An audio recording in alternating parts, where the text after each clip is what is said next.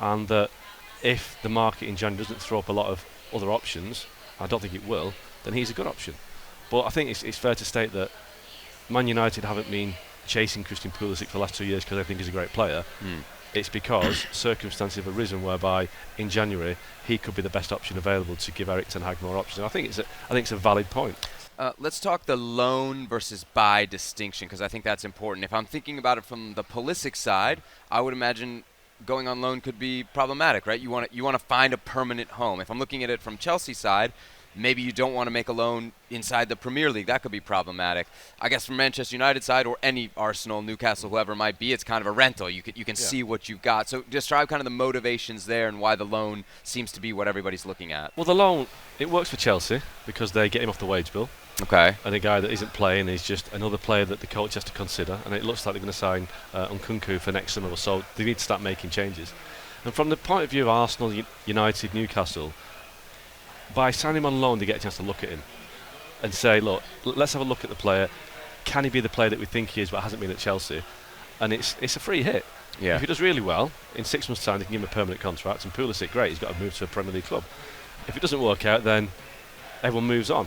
But you were asking earlier whether would Chelsea sell him or loan him to a club that is a rival. Well, ultimately, right now, the only market for players at that level is a rival because the wages they pay.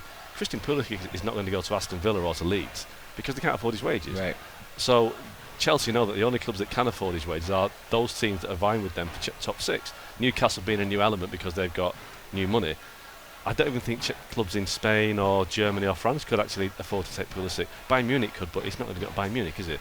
So it's a very small market. Let me get one more detail question here, just so people know. There's usually when a loan move, there's the option to buy, or we've seen sometimes with Mexican players. No, well, the obligation, right, to buy. What would this be for Pulisic? I'd be pretty certain it'd be an option to buy. Okay. Not an obligation. I think. Do you think if it was an obligation, anybody would take him? Yeah, I think it'd be too much a risk. If you're taking a player that has had a checkered last 2 years with an obligation to buy, that's leaving you kind of exposed to him having a bad 6 months, and then you're stuck with a guy that you don't want. Right. So an option to buy, I think the last 12, 18 months, because of the financial situation, clubs have started going towards option to buy because it gives them a freedom, but it also gives the club that are letting him go the option to put him in the shop window and say, look, if he does well there, they'll sign him. If he doesn't do well, then, tick him back. But it's a gamble they take because they hope he does well, raise his profile, raise his value, so that his value right now, I don't know what, they signed him for £58 million.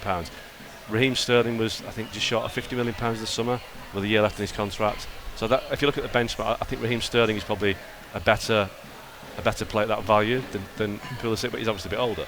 I think Pulisic right now, £30-35 million. With 18 months left on his contract. Yeah, but if he goes to United or Arsenal or Newcastle does well, then maybe Chelsea get £40 million. So, Erik ten Hag, his tactics, his style, does the coach see him with good eyes? How does he fit into this? He likes players who are committed, who have got a bit of fight, a bit of spirit. Look, we've seen Lisandro Martinez, we've seen Anthony, we've seen Casemiro, all players with a bit of spite. Thank you very much for watching ESPNFC on YouTube. For more highlights, analysis and exclusive content, be sure to subscribe.